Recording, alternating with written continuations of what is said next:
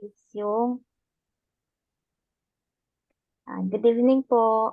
Good evening po sa lahat.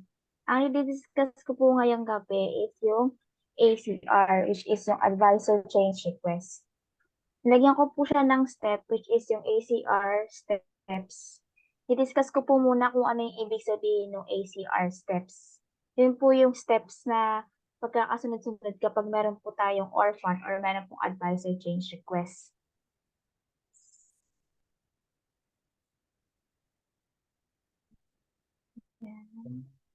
Yan po. Ibig sabihin po ng ACR, which is yung accomplish the form, compile the documents, and then last po is yung report to email. Bago ko po discuss yung pagkakasunod-sunod ng advisor change request, i-discuss ko po muna yung ano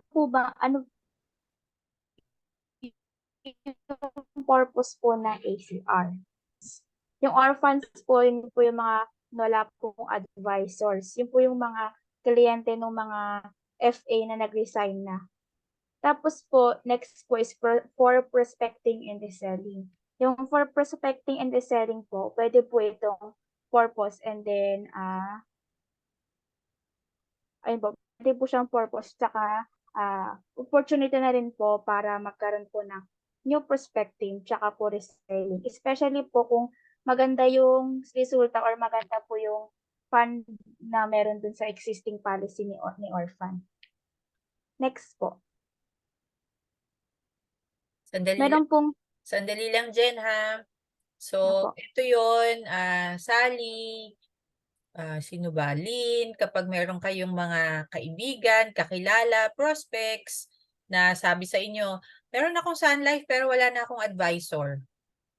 Ayan, ganyan yan, ha? Myra, Tita Dory. So, pwedeng maging kayo yung advisor nila. So, ganito yung gagawin nyo. Yun yung advisor change request. Thank you, Jen. Yun po. Tapos, advisor change request po, meron pong tatlong. Thank you po, ma'am. Sa ACR po, meron pong tatlong ways. Una po is soft copy. Yun po yung ipiprint po natin yung advisor change request form na ipapakita ko po mamaya. Tapos, ipapasa po natin siya kay Ms. Leia. Yun po yung soft copy. Yung hard copy po, with I agree po, tsaka po ID. Kasi send po natin siya sa CSS. Mamaya po i-discuss ko po isa-isa kung kung paano po gawin yun sa hard copy. Tapos next po is yung introductory letter. Pero among its tatlo, yung pinaka-suggested po is yung sa hard copy. Next po. Ito po yung itsura ng advisor change form. Iisa-isahin po natin yung mga areas na dapat po merong nakalagay. Sa ACR po, pwede pong itong from a individual insurance or group life insurance. Magkapares po sila ng process, pero may mga additional requirements po kapag group life insurance. Simulan po muna natin sa individual. Sa individual po, ito po yung kailangang sagutan, yung pangalan po ni client. Tapos po yung next, yung mga applicable box. Example po dito, all individual insurance policy. Tapos dito,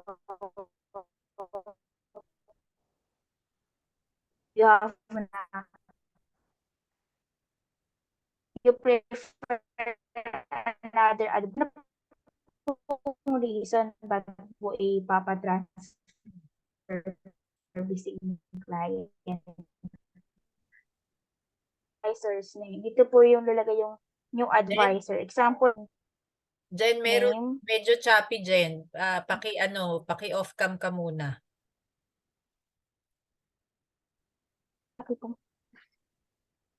Sige po. Thank you. Okay na po ba, ma'am? Oo. Saan po ako naputol, ma'am? Sa simula. Sa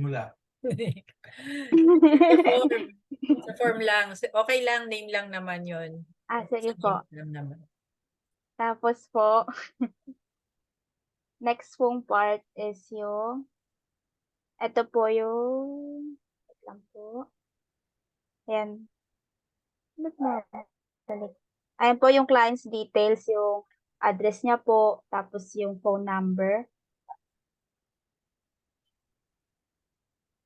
Tas pagkatapos po nun, kapag na-fill up na po yung ACR, ise-send na po natin siya sa client together with this, yung ano po, I agree, yung client confirmation. Kailangan po mag-send the client ng I agree, kasama po yung valid ID. Next po. Kapag group life naman po yung gagawa natin ng ACR, ito po yung mga kailangan ipasa.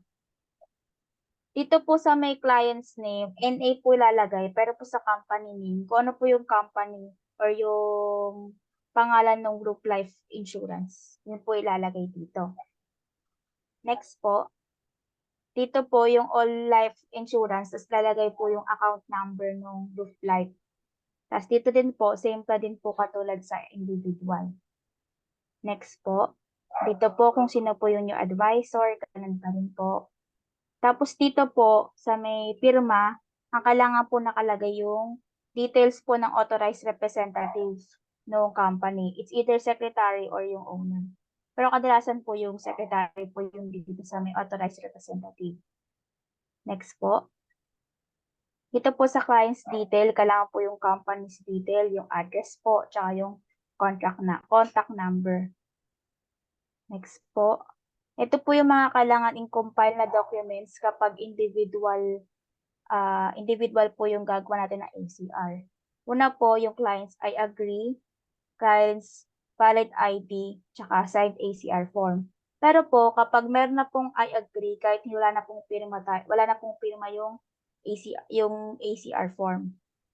Basta po ang importante na kapag reply po si client ng I agree.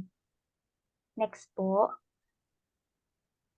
Pag group life naman po, meron po siyang additional requirements, yung ID of secretary or representative, tsaka yung corporate secretary certificate na naka-notarize. Papakita ko po sa inyo yung example ng document. Ito po siya. Yan po yung example. Lalagay lang po dyan yung details ng secretary at saka yung position niya. Ayan po. Tapos, ipapanotarize po yan. Next po.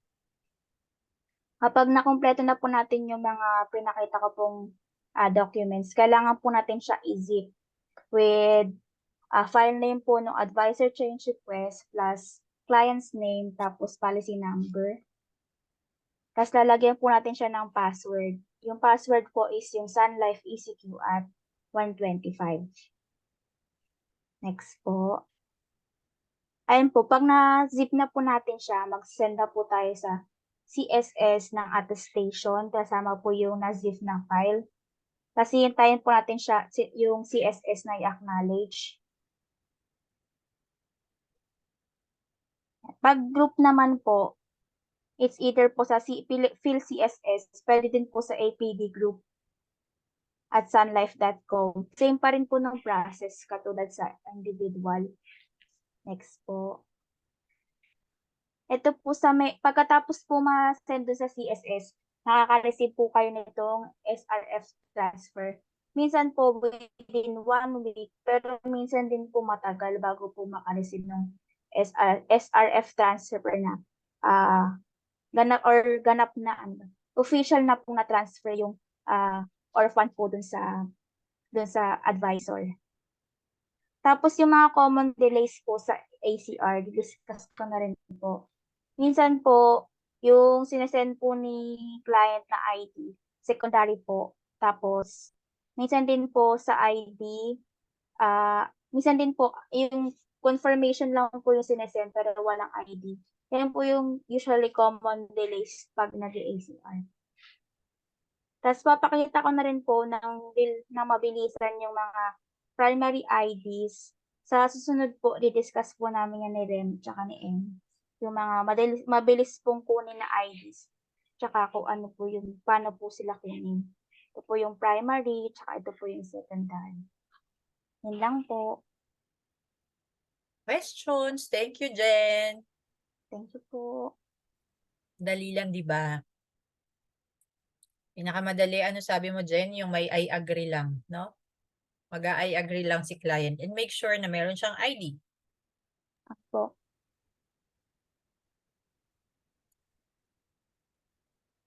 Pa-upload na lang ha, Jen. Opo, ma'am. Walang tanong. Going once, twice. Okay.